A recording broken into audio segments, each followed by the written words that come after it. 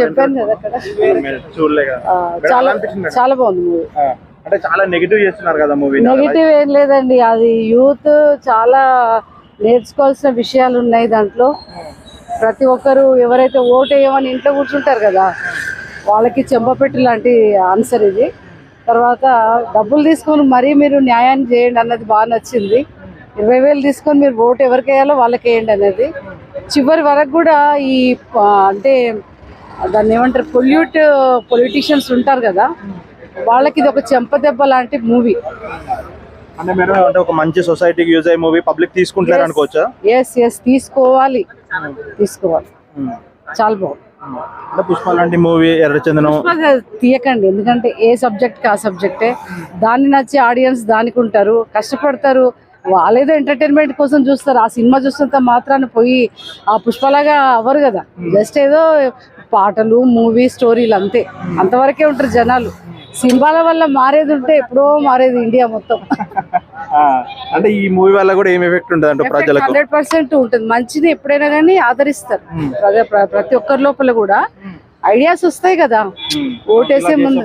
ఓటేసే ముందు కంపల్సరీ ఆలోచిస్తారు కదా. అంటుంది మనం ఇప్పుడు లక్కీ భాస్కర్ చూసి 6 పిల్లలు వెళ్ళిపోయారు మన తెలంగాణ, ఆంధ్రాలో. అలా అవుదామని అంటే ఇంపాక్ట్ ఉంటది కదా పబ్లిక్ పైన. సో దాని గురించి సోషల్ మీడియా అనేది చాలా పవర్ఫుల్ ఈ రోజుల్లో. ఇది అంటే మూవీలు ఇంకా ఎక్కువ ఎఫెక్ట్ చేస్తాయి మంచిని, చెడును కాదని నా ఉద్దేశం. మరి నేను ఈ తరానికి చెందిన దాన్ని కాదు కాబట్టి నాకు అట్లా అనిపిస్తుంది. రామ్ చరణ్ గారి పర్ఫార్మెన్స్ ఎలా అనిపించింది మీకు? చాలా బాగా చేశాడు, చాలా బాగా చేశాడు. అంటే రంగస్థలం అంతా ఆ లెవెల్లో చేశాడా? ఇంకా బాగా చేశాడు. యూత్ కి కావాల్సింది రంగస్థలం కాదు, ఈ మూవీ గేమ్ చేంజరే ఉండాలి.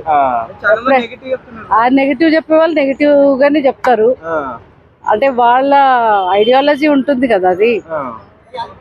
మేడం ఒక కొంతమంది ఫ్యాన్స్ పని కట్టుకొని మూవీ నెగిటివ్ చేస్తారు అనుకోవచ్చా ఈ లెవెల్లో? నేను అది నాకెట్లా తెలుస్తుంది తెలియదు కదా. జస్ట్ నేను చెప్పడం వరకు మూవీ ప్రతి ఒక్కరు చూడాల్సిన మూవీ. దేశం కోసం చూడాల్సిన మూవీ ఇది. స్వాతంత్రం తేవడానికి ఎంత కష్టపడ్డారో ఇట్లాంటివి మూవీస్ వస్తే ప్రతి ఒక్కరి లోపల ఆలోచన వచ్చి దేశం బాగుపడుతుంది కదా. అది ఓకే మేడం, ఫైనల్ గా గేమ్ చేంజర్ మూవీ గురించి ఏం చెప్తారు మేడం? చూద్దాం అనుకునే వాళ్ళకి కానీ చూడాలి అని చెప్తున్నాను. చూడాలి, మూవీ చూడాలి, ప్రతి ఒక్కరు చూడాలి. డబ్బుకు అమ్ముడు పోవద్దు. అదేంటి, మంచి పొలిటీషియన్స్ ని ఎలక్ట్ చేసుకోవాలి. అట్ ద సేమ్ టైము మంచి అంటే రాష్ట్రంలో కానీ దేశంలో కానీ రాజకీయ నాయకులు మంచి వాళ్ళు అయితే దేశం అభివృద్ధి చెందుతుంది. That's it.